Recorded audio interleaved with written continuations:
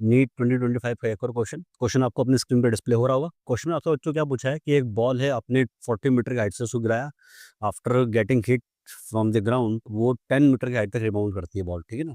तो आपको बताना है इसमें कि जो इम्पल्स है वो कितना होगा।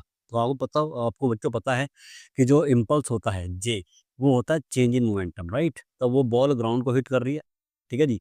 आपने पहले कितनी हाइट से गिराया उसको, 40 मीटर की हाइट से गिराया आपने उसको, तो उसकी स्पीड कितनी हुई, यू होगी। और यू का फॉर्मूला क्या होता है, ये होता है √2gh, √2gh। तो 2 और जी की वैल्यू आपको कितनी लेनी है, जी की वैल्यू आपको लेनी है बच्चों 9.8, ठीक है जी।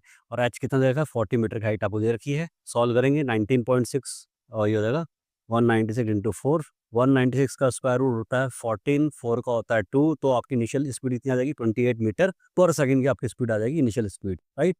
अब हिट करने के बाद ये कितने हाइट तक ऊपर रिबाउंड करती है, ये रिबाउंड करती है बच्चों 10 मीटर की हाइट तक। कितने हाइट तक, 10 मीटर की हाइट तक रिबाउंड करती है। तो इसकी जो, जब रिबाउंड करने के तुरंत बाद जो उसकी स्पीड है वो वी मान लेते हैं हम। क्या मान लेते हैं, रिबाउंड करने के जस्ट बाद जो स्पीड है वी है। तो वी कितनी हो जाएगी, ये हो जाएगी आपकी √2gh।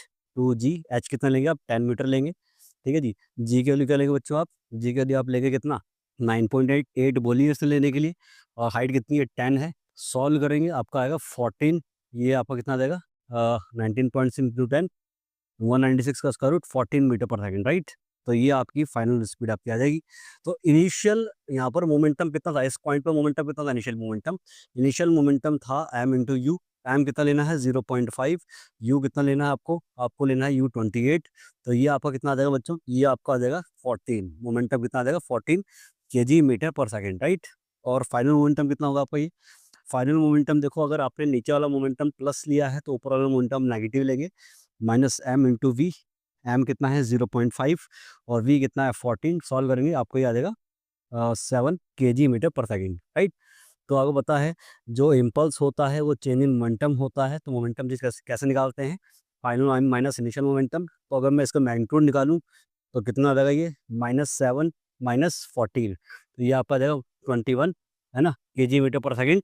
या आपकी इम्पल्स की एक यूनिट और होती है, उसको बोलते हैं न्यूटन सेकेंड, राइट। तो हमारा सही आंसर क्या हो जाएगा, option number A 21 Newton second, ये आपका इम्पल्स होगा।